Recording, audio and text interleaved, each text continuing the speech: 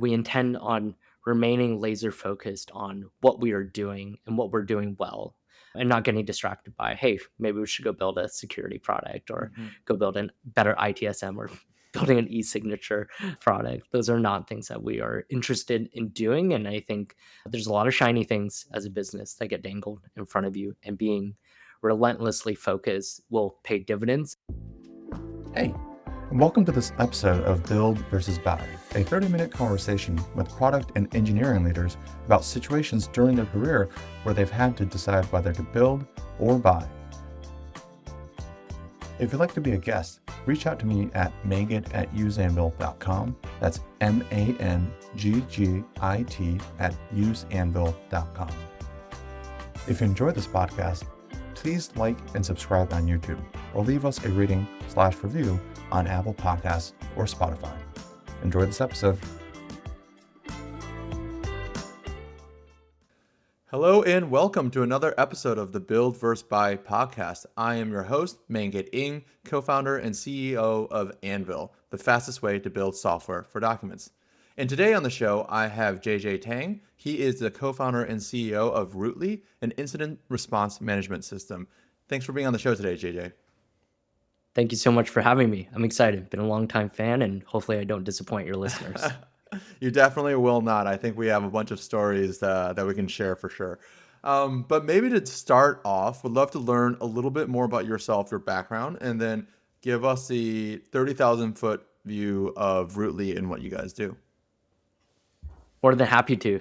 So I'm based out here in Toronto, Canada. Rootly is headquartered in San Francisco. So it's nice and freezing cold here right now. I prefer Toronto just because it makes doing business in Europe a lot easier and Asia a lot easier. When you're in San Francisco, it can be a little bit tough.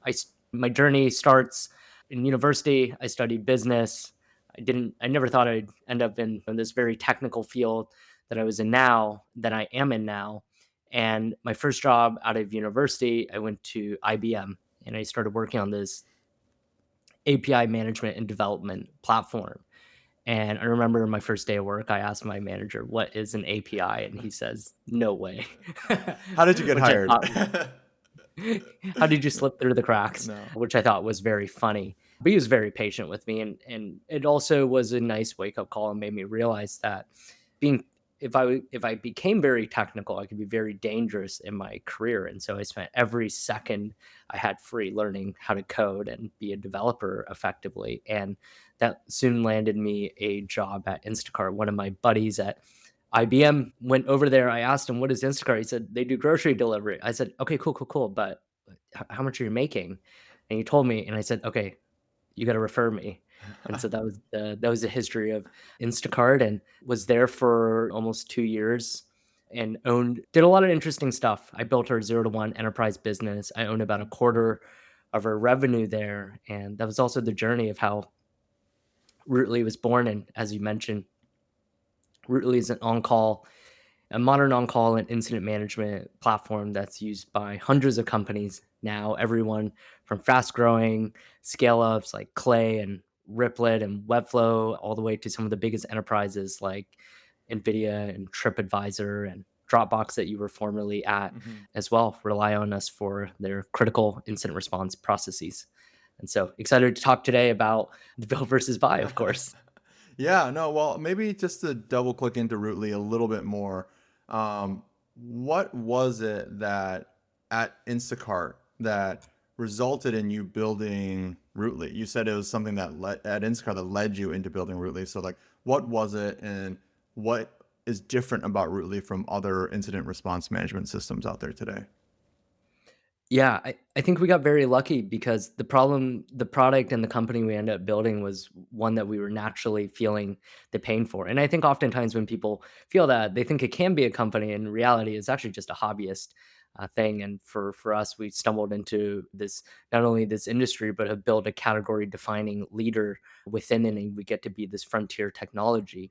So when I was at Instacart, my product spanned across every single team, and as the company hyper scaled, one thing became apparent was growing with that complexity became difficult. And so we had a lot of reliability challenges, and subsequently my own platform that I was building there went down. Mhm. And who better to complain to than the first SRE, the first site reliability engineer at Instacart, which just so happens to be my co-founder.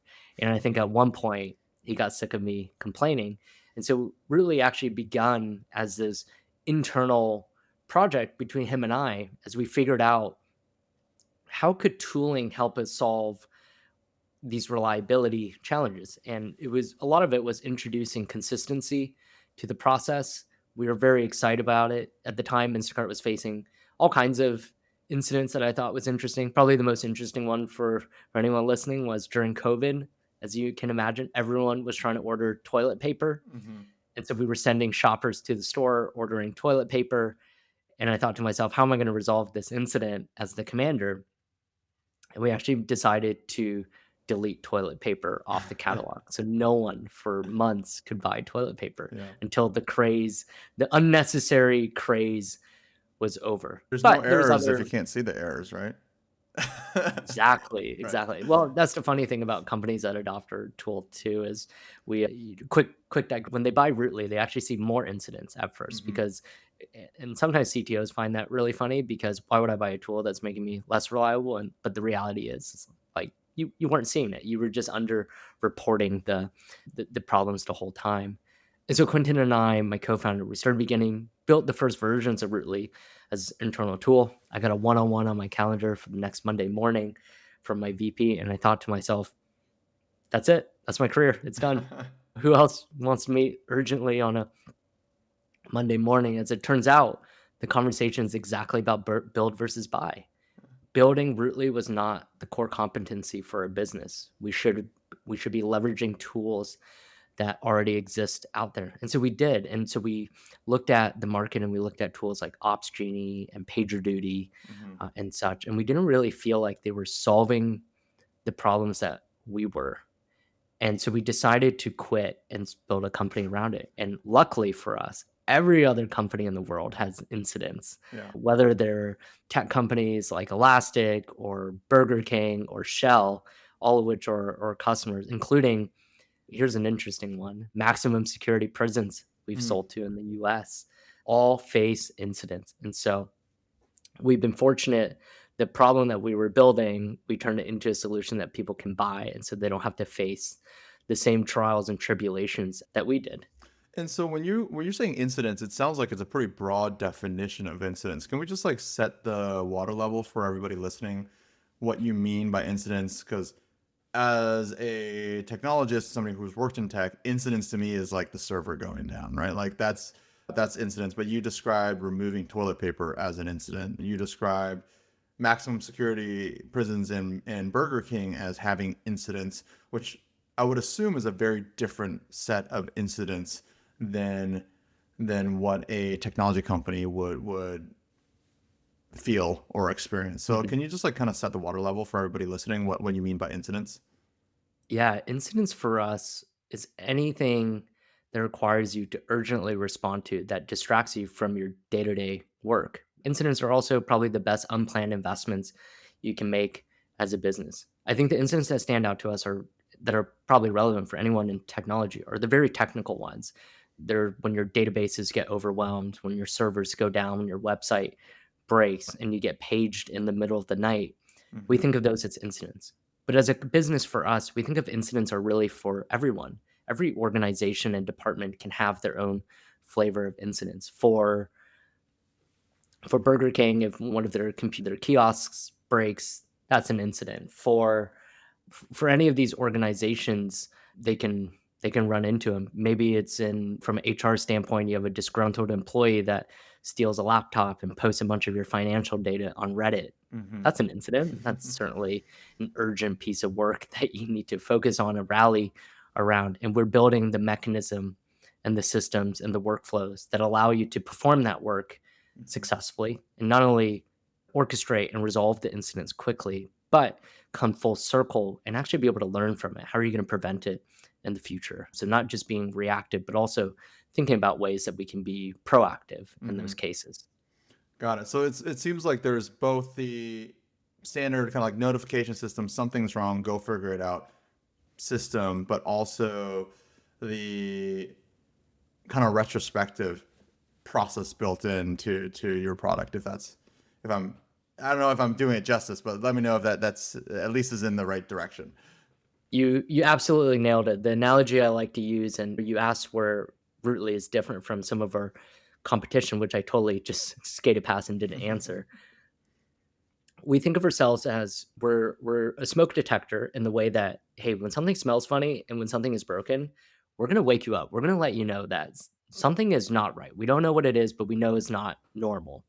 And once you wake up, we want to help you orchestrate that response. So we want to call in the fire brigade, the cavalry, in the most efficient way to actually put out this fire. And once that fire is over, we're also the investigation team. We come in and we want to help you identify, was it because you left the stove on? Was it because there was an electrical short circuit? Whatever the issue was, let's make sure that we learn from it. So we handle the full life cycle of the incident, where a lot of our competition plays in, and where we saw the opportunity to build. If you think about a company like an Ops Genie or like a PagerDuty, they do one thing, which is they're the smoke detector. They wake you Mhm, up in the middle of the night, and then you kind of go figure it out. Like, do I need to pour? Do I need to use a fire extinguisher, or do I have to spray water on it? Is it a gas fire? Is it an electrical fire? mhm, I'm not sure, but mhm, you're kind of on your own, and that response is arguably the more important bit. mhm.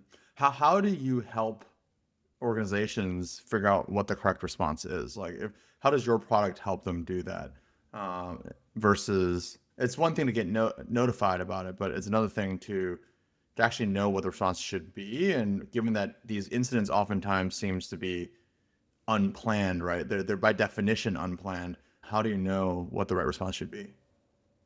Yeah, we just flip a coin and hope for the That's what I best. would figure. You just spray everything Um, at it. If it's a fire, spray everything at it. and I think that actually rolls really nicely into like what companies are doing today. The way that they frame the way that companies respond is they typically have some sort of paper document on Confluence or Google Docs that says checklist of, here's 40 things that you need to do. Here's 10 of them are how you triage, 20 of them are how you communicate and keep the incident moving, and 10 are around, how you actually resolve it and the things that you need to do or who you need to ask for help.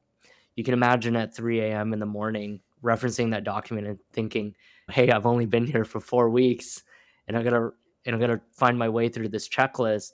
But in reality, what I should really be focusing on is actually solving the incident. Becomes very burdensome and stressful.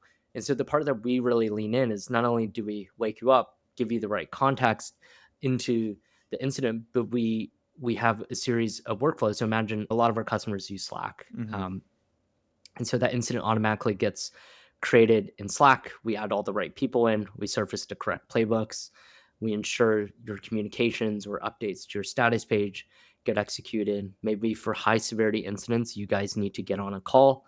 And so you jump on a call, and that all of that process and that manual work, that manual admin work you typically would have to do is automated for you. Then Hmm. also, we do a lot of the thinking on your behalf. So, for example, for maybe run into a data privacy incident.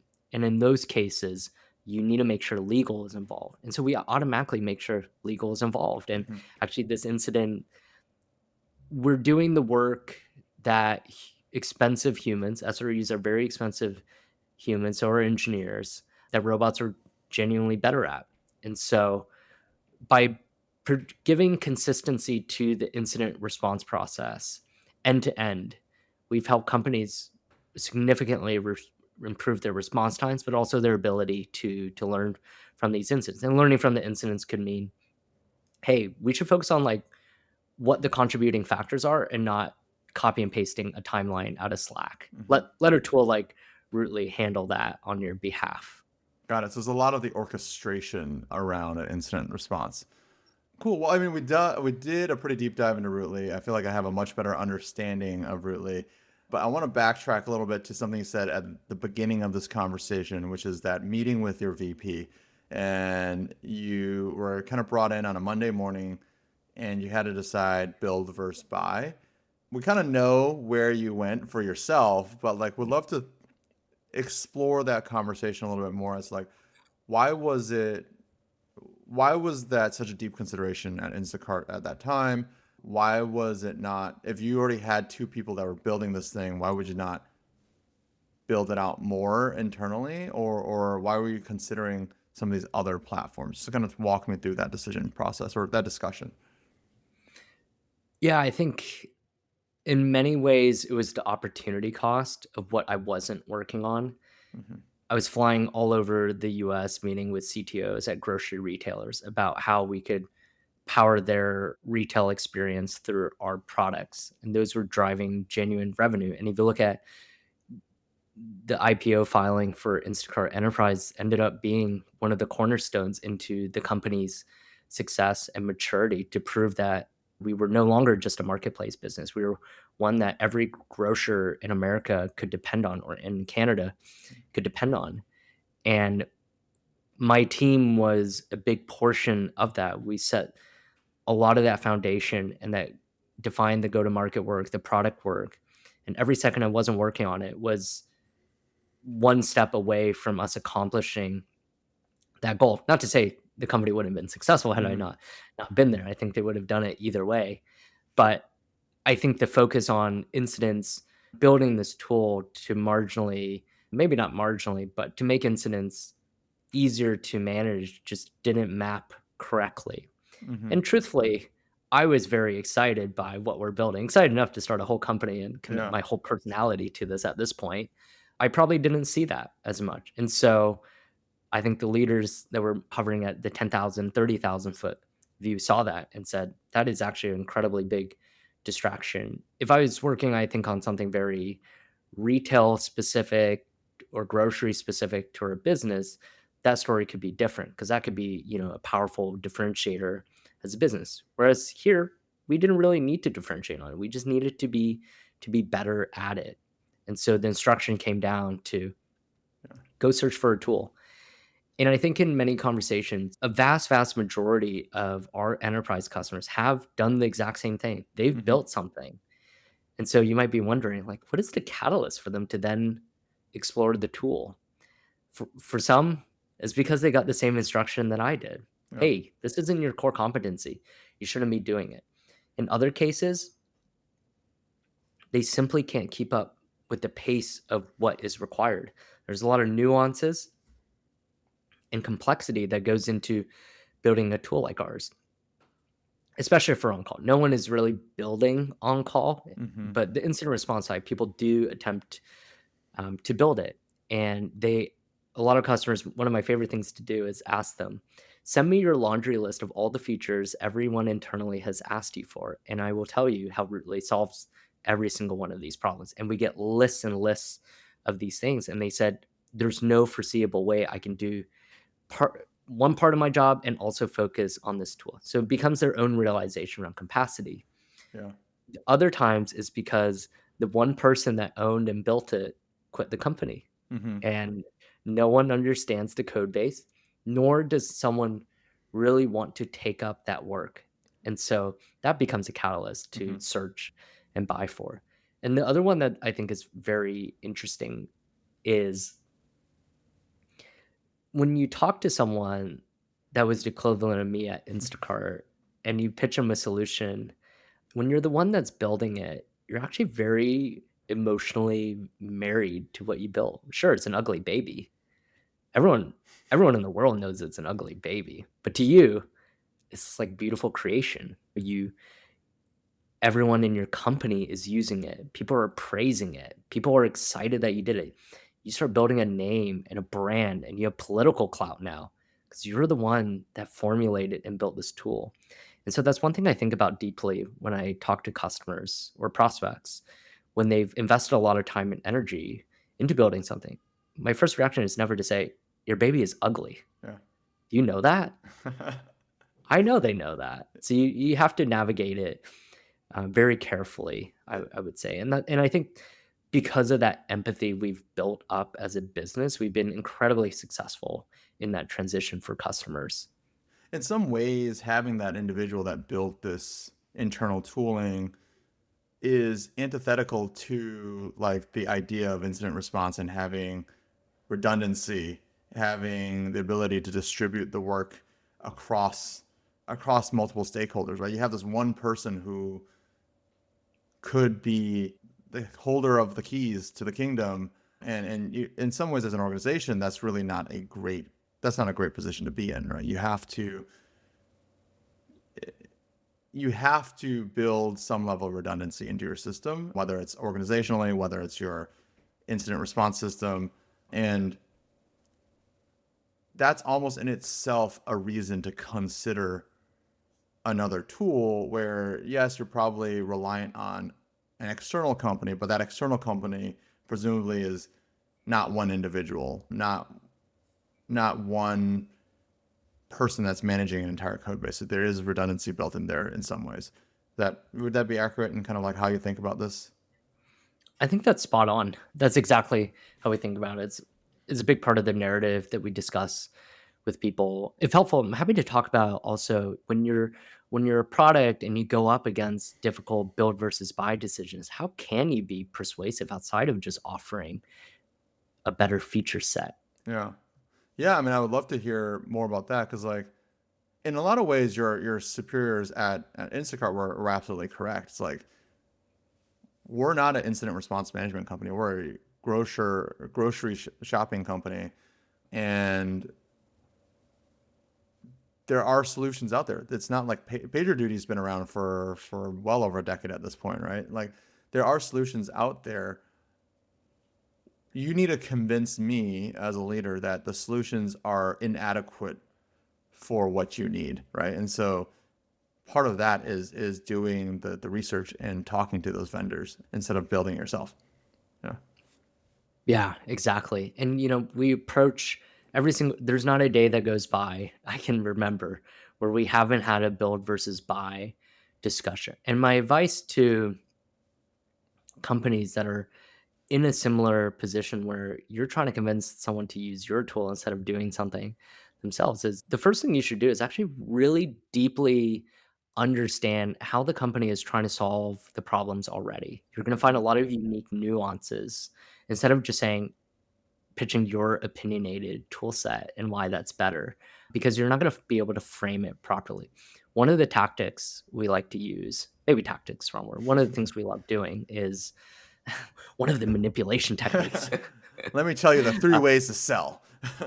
yeah, buy my course. We love asking companies to do a reverse demo. We actually have them show us what they've done first sometimes so we can better position.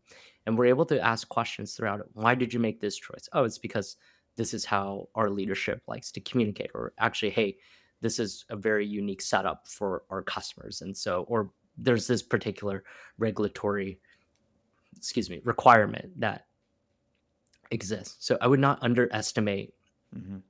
the reverse demo and go beyond that. Ask for the documentation. Ask for how do you train people? Imagine I am a new engineer coming onto your tool. How are you telling me what to do? How do I know what's next? How do I learn all of this? And that helps us frame our discussion and our demo into, hey, here's how our tool can help you not only solve the problems you currently have, but take that way further. Here's this opportunity that is inaccessible to you because your platform that you've currently built doesn't do that. And a lot of the focus actually doesn't start from, hey, it's expensive, it's this opportunity cost.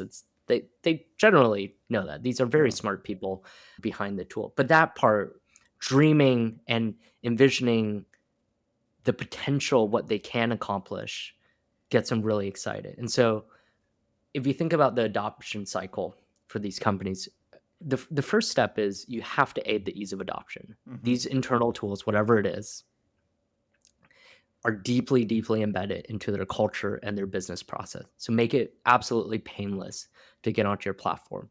Then help them grow with you at their pace in a meaningful way to help them be successful.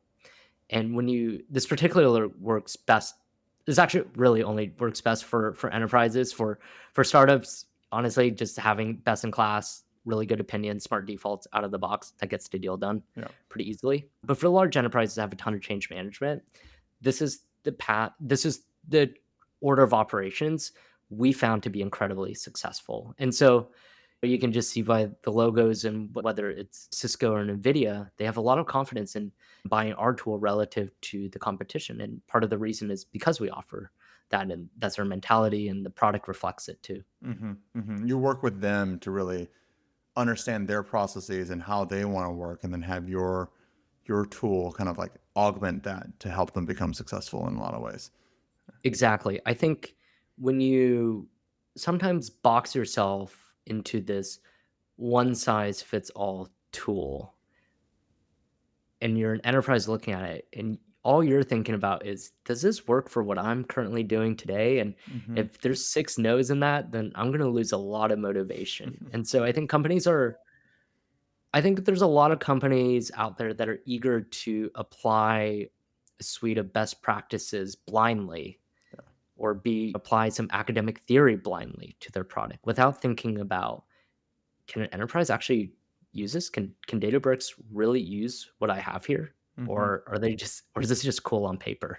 Right. Is what's the real world implications? I mean, I feel like this is something we experience a lot at Anvil as well, right? Like when you think of a signature, for example, on an e-sign, it's like most people will think of it as like the end of a paperwork process. But especially in the insurance industry, there's a lot of common practices where you sign something and then somebody modifies that document after the fact. And this is both in kind of like onboarding new agents and Mm. updating the policy numbers, stuff like that. And at first you think this is like kind of crazy, but then you realize part of the reason here is oftentimes to offload overhead and work from individuals that really need to be selling policies, and having a back office help you manage it. And you're trusting the back office. You're essentially signing over power of attorney to your back office to help you manage your selling contracts. And that was something that, coming as a technologist, coming as a e-sign provider, we certainly were trying to be pretty opinionated about, but realizing that there is good reason for the way they do certain things, and it's been kind of established over long periods of time that it sometimes it's actually just harder to convert them into the new world than to adapt to how they currently operate. And then, you know, that gives you the opportunity to start converting them.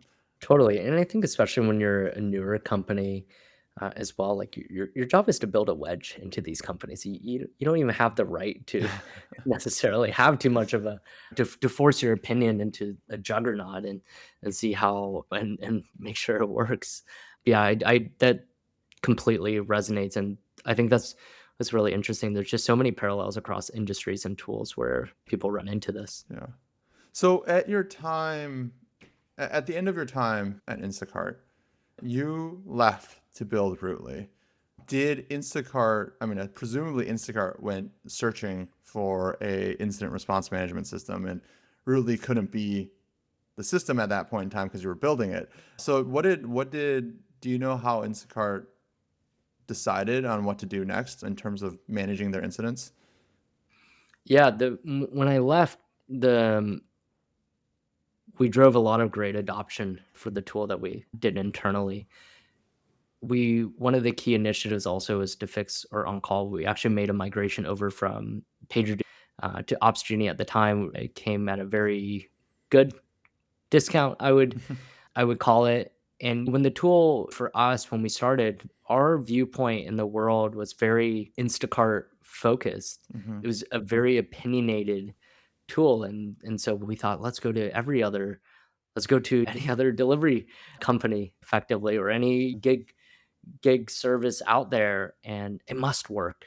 And just because someone else uses Datadog and Confluence and Jira and Zoom and Slack, and that's how they manage their incidents, it actually is not necessarily the same blueprint. Hmm. And so we were able to sell the opinionated tool for a while, then quickly realized there's different flavors to what we're doing. There's core principles and defaults, smart defaults and best practices that we want to maintain. Then there's other things that we have a little bit more forgiveness on, if depending on how different the company is. But it's certainly been the best launch pad for us as a business as we tell our stories to customers even. I think personally going through a build versus buy debate gives them a lot of confidence that we can give them a, although bias in all cases, a different angle Oh, into how they should be making their decision. Because often they're the ones that's grappling if they should do this or not, and their boss may or may not care. Sometimes, like, James, you decide. yeah. Sarah, you decide. I think I already know the answer to this. I think for you, was it the right decision to leave and start Rootly and build this product? I think I'll let you answer that, but I'm pretty confident in your answer here. Yeah, it certainly was, and I think for many reasons. I think seeing our product used so widely, there's a few things that bring very interesting joy to me that aren't maybe as obvious that I'll talk about. I think whenever some of the greatest joys comes not because we signed the biggest customer, we had our best quarter, and keep having our best quarters in a row. Like, there's a certain aspect of delight there, but for me, it's things like promoting our employees, seeing that they've done really well here and they've grown and they've stepped up into new leadership roles, and the bets that we're making on them as people are paying off. They come here and they make more. Some salespeople come here and make more money than they ever could have anywhere else in their career. And that's really gratifying to see that you've built something from nothing that can provide that for someone, and they're oftentimes the solo breadwinner Mhm. in their family as well, and they're funding their kids through college, and you play a very important part in that journey.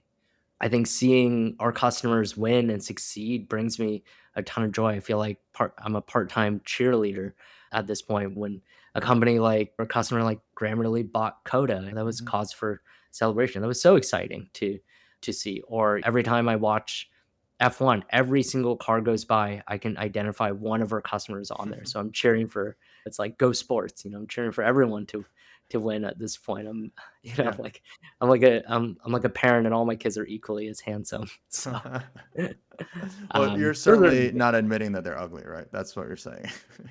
definitely not. I've learned that lesson. Yeah. Cool. Well, maybe to wrap this conversation up a little bit, we always like to ask our guests two questions. And the first one is we would love to hear something that you're working on, whether it's personal or professionally, that you're really excited about, something that is top of mind for you today. Yeah, maybe personally first, there's a climb in San Francisco, Hawk Hill, which Hmm. you've probably been up. Every year I want to break my own PR, and I have a few more days left in the year to go do that. So I'm hyper motivated. Been on the indoor trainer a lot to, as you can probably tell from my background with the bike, that I'm motivated to beat last year's record. Then next year I'll restart again and beat it. And I find cycling is certainly a labor of love and probably my greatest passion outside of the job itself. Then from a company perspective, I think the thing that we are focused on doing new is actually some of the things that we're focusing on not changing. I think this year and last year have been highlighted by strong business fundamentals and why that's important for a company. I don't envision that changing next year either. We're making a lot of strategic bets. We're spinning up a lot of new teams in different areas that we're excited to announce pretty soon, from whether it's from an AI standpoint or new products that we're going to be offering to our customers. But we intend on remaining laser focused on what we are doing and what we're doing well, and not getting distracted by, hey, maybe we should go build a security product or Hmm. go build a better ITSM or building an e-signature product. Those are not things that we are interested in doing. And I think there's a lot of shiny things as a business that get dangled in front of you, and being relentlessly focused will pay dividends. And so that is our professional goal For for all of next those year. things, you're going to go buy it. That's what I'm hearing. Exactly. Yeah. Exactly. Cool. And then the last question we always like to ask is share one product that you've recently purchased that you either loved or would never buy again. So yeah, let me know what that is. Share with the listeners here what that product is. Probably the most meaningful product in my life is this. I have it right here, actually. It's this thing. This is a rear light and radar. It's called a Garmin Varia. And Okay. basically, it'll tell you a car is coming 250 feet away at night in the fog. And it has probably saved my life many, many times when riding on the country road. Then the second thing, I know you asked for one, but the second thing is this app on my phone called Flighty. It basically tracks your flight, and you get to log. It gives you a year in review password at the end to see how many flights that you got on, Mm. which is really cool. And then also when you're about to board a flight, it services a lot of key information. We've taken a lot of inspiration from that product into our own mobile app as one of the bars for great design and interaction and how details matter. And I'm trying to think about a product that I'll never buy You again. don't have to answer that question. It's one or the other, but if you want to, you're more than welcome to. We bought I accidentally bought some Tide Pods for detergent, and they just don't disintegrate well. And Oh, so I don't think I'll ever buy Tide Pods again. I'm old school and I use the liquid detergent. yeah. Or even more old school, you use the powder detergent, which is which everybody that I know that works on Tide will tell you is the most potent, most useful kind of like way Oh, of that's doing laundry. So you should use the dry stuff if you really want to get your clothes clean. okay. I will definitely do that. That's awesome. Cool. Well, thank you so much, JJ, for being on the show today. It was a real pleasure. It's nice to be connected with another Gradient portfolio CEO. We share, for all those listening, we share an investor in Gradient, the VC arm of Google. I believe there's there's a specific way I have to say this. They are the AI focused VC arm of Google. I believe that's somewhere around there. Yeah. And if I didn't, I'm sure I'll hear back from somebody. Yeah, and it was a lot of fun, and hope to catch you in person next time you're out here in SF. Maybe we can ride up Hawk Hill together. There you go. Awesome. That sounds like a plan. And I think with the shared investor, you probably hopefully you didn't feel obligated to have me. Of course not. No, this is great. Thank you so much, Awesome. and thanks for being on the show. Thank you. Thanks for having me. Thank you for listening. If you found this show valuable, you can subscribe to the show on Apple Podcasts, Spotify, or here on YouTube. We'd love if you could leave us a rating and/or a review, as that helps others find this podcast. See you next time.